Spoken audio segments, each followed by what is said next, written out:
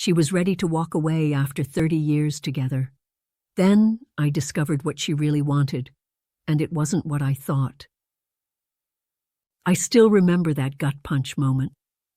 My wife of 28 years, standing in our kitchen on a Tuesday night, no emotion in her voice. "James, I don't think I want to do this anymore." No tears, no anger, just done. This wasn't during some blow-up argument. Hell, we rarely even argued anymore. That was part of the problem. We'd become roommates who occasionally had sex, efficient partners running a household. She managed her life, I managed mine. I was blindsided. I thought we had a good marriage. I worked hard, remembered birthdays, helped around the house, never cheated. What more could she want? That question, what more could she want, launched me on a journey that saved our marriage and completely transformed it. Today at 65, we're more passionate, more connected, and happier than we were at 35. My wife left a note on my nightstand last week that said, "Meeting you was luck. Staying with you was choice. Falling in love with you again has been the greatest adventure of my life." Look, I'm no relationship guru. I'm just a regular guy who nearly lost everything that mattered. If your wife seems distant, if she doesn't light up when you walk in the room, if sex has become rare or routine, listen up. What she wants from you isn't what you've been taught, and I learned it just in time.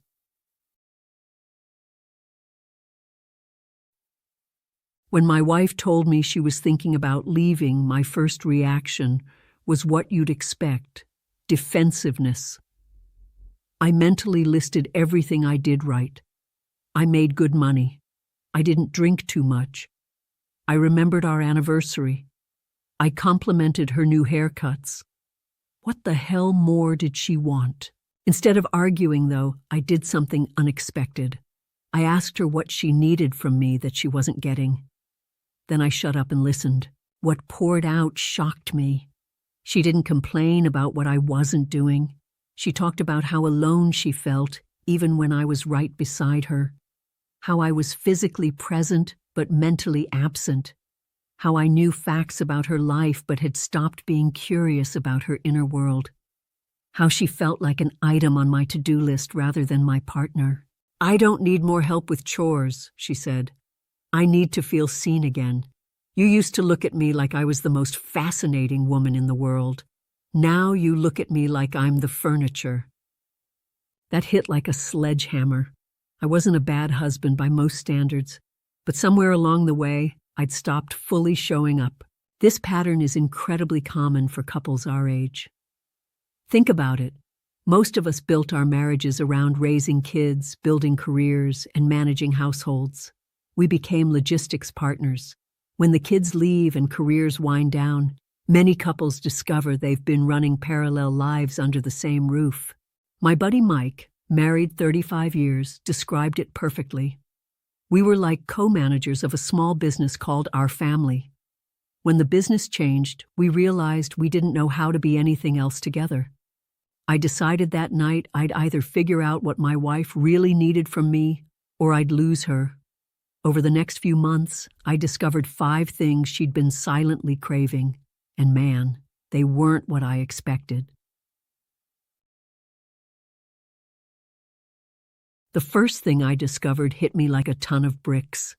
For years, I thought I knew my wife inside and out. Hell, we'd been together 3 decades. I could order for her at restaurants. I knew which TV shows she liked. I could predict her reaction to most situations. But that confidence was actually the problem. I'd stopped being curious about her. I'd stopped asking questions. I operated on autopilot, relating to a version of her that existed decades ago, not the woman she'd become. The change started with one simple question over dinner. "What's something you've been thinking about lately that you haven't told me?" She looked surprised. This wasn't our usual dinner script of schedule coordination and updates about the kids. After a pause, she started talking about wanting to learn pottery, something she'd never mentioned before. She described clay types and glazing techniques with enthusiasm I hadn't seen in years. I just listened, asked follow-up questions, showed genuine interest. The conversation stretched from our usual 20-minute dinner to 2 hours. For the first time in forever, we lost track of time together. That night was the first small crack in the wall between us. I realized I'd been living with a woman I thought I knew completely, but who had kept evolving while my perception of her stayed frozen in time. I started asking better questions, not the usual, "How was your day?" that gets the automatic fine response, but things like, "What made you laugh today?" or "What's been on your mind this week?" Questions that couldn't be answered with one word. Try this tonight. Put your phone down, look your wife in the eyes, and ask, "What's something you've been thinking about lately that we haven't discussed?" Then shut up and really listen. Don't relate it back to yourself. Don't offer solutions. Don't change the subject. Just be curious about this woman you thought you knew everything about. My buddy Frank tried this and called me the next day. She talked for an hour about wanting to start painting again. I had no clue. How did I not know this after 32 years? Simple, he never asked. Neither had I. About 2 weeks into my mission to save my marriage, I had another revelation. We were in the living room after dinner. My wife was telling me about some issue with her sister while I half listened, scrolling through emails on my phone, occasionally nodding. Suddenly, she stopped mid-sentence. When I looked up, the hurt in her eyes was unmistakable. "Never mind," she said. "It's not important." But I could tell it was important to her, and my divided attention sent a clear message. Whatever's on my screen matters more than whatever's on your mind. That night, I made a game-changing decision. I created what we now call our sacred time, 30 minutes each evening of completely undistracted attention. No phones, no TV, no discussions about bills, schedules, or household repairs. I was shocked by how hard this was at first. My fingers itched to check my phone. My mind wandered to work problems. I kept thinking about the game scores. I hadn't realized how addicted I was to distraction. For her part, my wife seemed uncomfortable too. We'd gotten so used to surface-level conversation that real connection felt awkward. The first few nights had some painful silences, but by the end of the first week, something shifted. She started saving stories to tell me during this time. I found myself looking forward to it. We rediscovered the lost art of real conversation. About 3 weeks in, during our sacred time, she reached over and took my hand, a gesture she hadn't initiated in months. "This is what I've missed most," she said. "Not the fancy dates or gifts, just having your complete attention." I'd been giving her my partial attention for years, thinking that was enough. But men, let me tell you, there's a world of difference between being physically present and being fully present. Try this. Set aside 20-30 minutes tonight. Put your phone in another room. Turn off the TV. Sit facing your wife and ask, "What would you like to talk about?" Then give her your complete, undivided attention. Don't problem solve. Don't check the time. Don't let your mind wander to other things. Just be fully there. The first time might feel strange or forced. Stick with it. By the third or fourth night, you'll start seeing subtle changes in how she responds to you throughout the day. The third revelation came from an unexpected source, my daughter. During a visit, she observed, "Dad, you always tell Mom she looks nice, but I never hear you talk about what makes her special as a person." That comment stopped me cold. I'd thought I was being attentive by noticing my wife's appearance. "You look great in that dress," or "Your hair looks nice," seemed like the right things to say. But I rarely acknowledged who she was, just what she looked like or what she did. That night, driving home from dinner with friends, I tried something different. Instead of my usual "that was nice" comment, I said, "I was impressed by how you helped Mark and Julie tonight.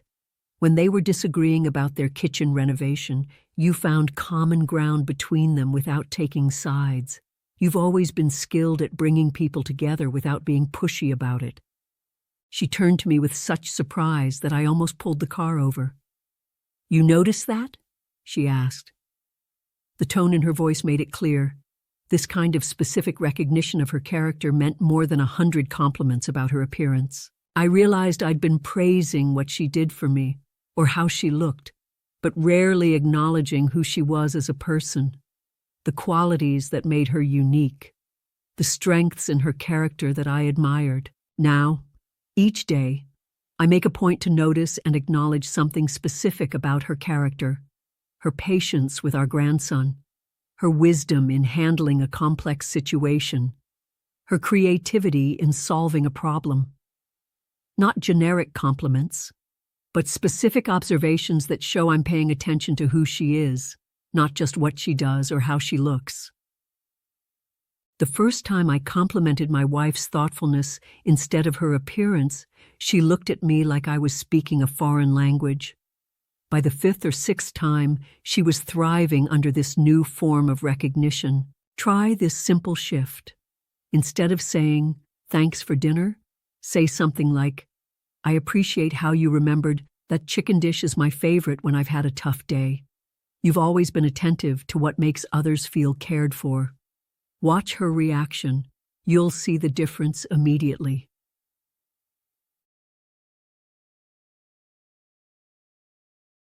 The fourth discovery was the hardest for me personally, but created the most dramatic change in our physical relationship. For years, I'd assumed my wife's decreased interest in sex was just part of aging. I figured that menopause and hormones meant desire naturally diminished with time. I'd resigned myself to a future of infrequent, routine physical connection. Man, was I wrong.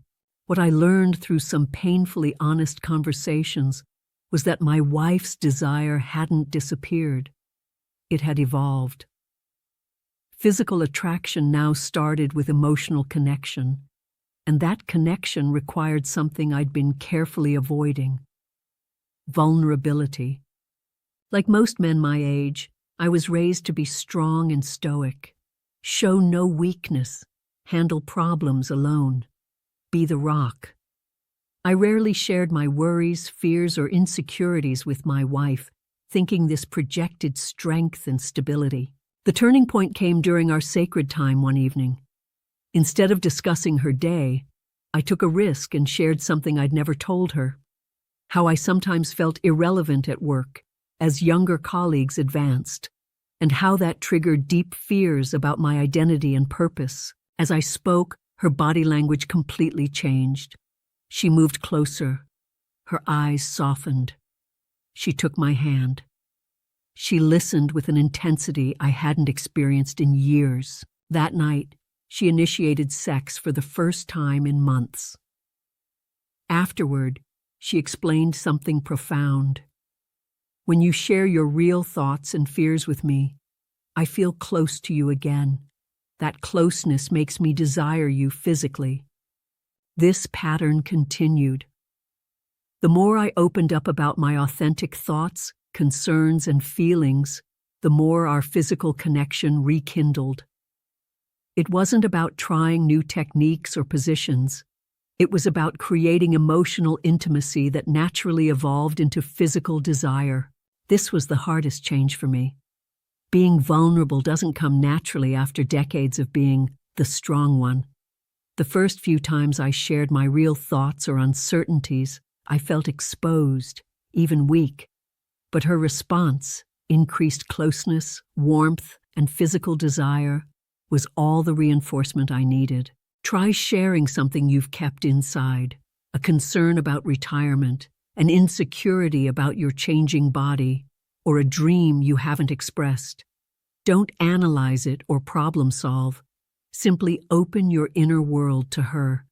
This might feel uncomfortable at first, but it creates the emotional connection that often naturally leads to physical intimacy.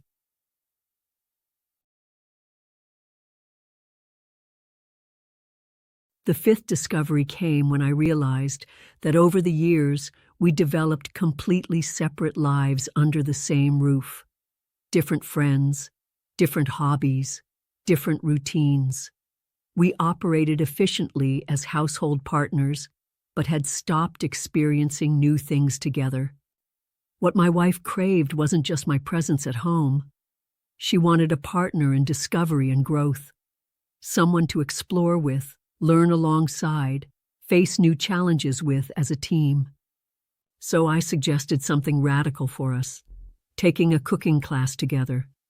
Not because either of us particularly cared about gourmet cooking, but because it was something new that neither of us had mastered. We'd be beginners together, on equal footing. That first class was hilarious. I had no idea what julienne meant. She couldn't get her sauce to thicken. We made mistakes, laughed at ourselves, and helped each other figure things out. The food was mediocre, but the connection was electric.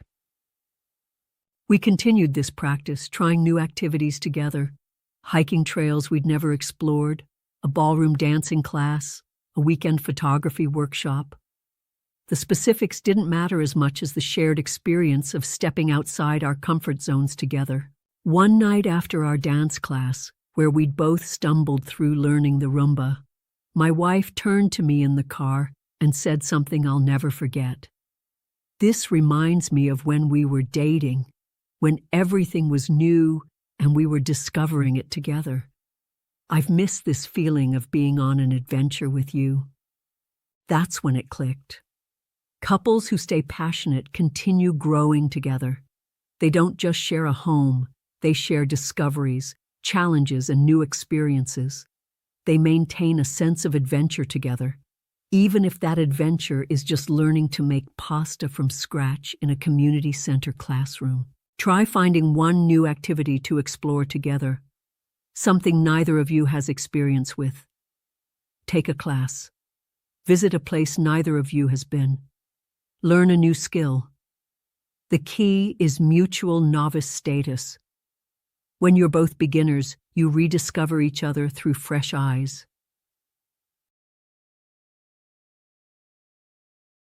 These 5 discoveries didn't save my marriage overnight. The change came gradually, a warmer tone in my wife's voice, lingering eye contact across the dinner table, her hand finding mine while watching TV. Small shifts that signaled the emotional walls between us were starting to crumble. 3 weeks in, I noticed she'd started getting dressed up for our dinner dates again, something she'd stopped doing years before. A month later, she called me midday just to tell me about something funny she'd seen, a type of casual sharing that had disappeared from our relationship. The most profound moment came about 2 months after I started making these changes. We were sitting on the porch during our sacred time when she turned to me with tears in her eyes. "I feel like I have my husband back," she said. "Not just any husband, but the man I fell in love with. For years I thought that man was gone. I was grieving him while living with a stranger who looked just like him." Those words hit me hard. Both the pain of how disconnected we'd become and the joy of finding our way back to each other. The transformation extended beyond our emotional connection. Our physical relationship, which had dwindled to monthly obligation, became frequent and passionate again. The awkward politeness that had characterized our interactions gave way to easy laughter and playful teasing. Even our adult kids noticed the difference. Our son commented, "You two seem really happy lately," with a hint of surprise that his aging parents could still be genuinely into each other. The most unexpected benefit? My own health improved. My persistent back pain diminished. My blood pressure normalized. I slept better. Turns out the stress of a disconnected marriage takes a physical toll, and healing that connection creates measurable physical benefits. We're closer now at 65 than we were at 35. Our conversations are deeper. Our understanding of each other is richer. Our appreciation for what we've built together is stronger. We've discovered that the second half of marriage can actually be better than the first, if you know what she's really craving from you. I've shared these discoveries with several buddies facing similar marriage struggles. The ones who took action saw their relationships transform too. The ones who dismissed these ideas as touchy-feely nonsense are now paying alimony. Tonight, I challenge you to try just one thing. Create 20 minutes of sacred time with your wife. Put away all devices. Sit where you can make eye contact. Ask, what's something you've been thinking about lately that we haven't discussed? Then listen with your full attention. No problem solving, no changing the subject, no checking the time. Just be completely present. This single practice contains the seeds of all 5 discoveries: real interest, full attention, meaningful appreciation, vulnerability, and shared experience. It might feel awkward at first, even uncomfortable. That's normal when breaking decades-old patterns, but stick with it. Remember, this isn't about performing or checking boxes. It's about genuinely reconnecting with the woman who once looked at you like you hung the moon and can again. Comment below which of these discoveries resonated most with you, or share your own experience with reconnecting after 50. Subscribe for next week's video on the 3 foods that naturally boost your energy and vitality. And remember, your best years together aren't behind you, they're still ahead. I stake my marriage on it.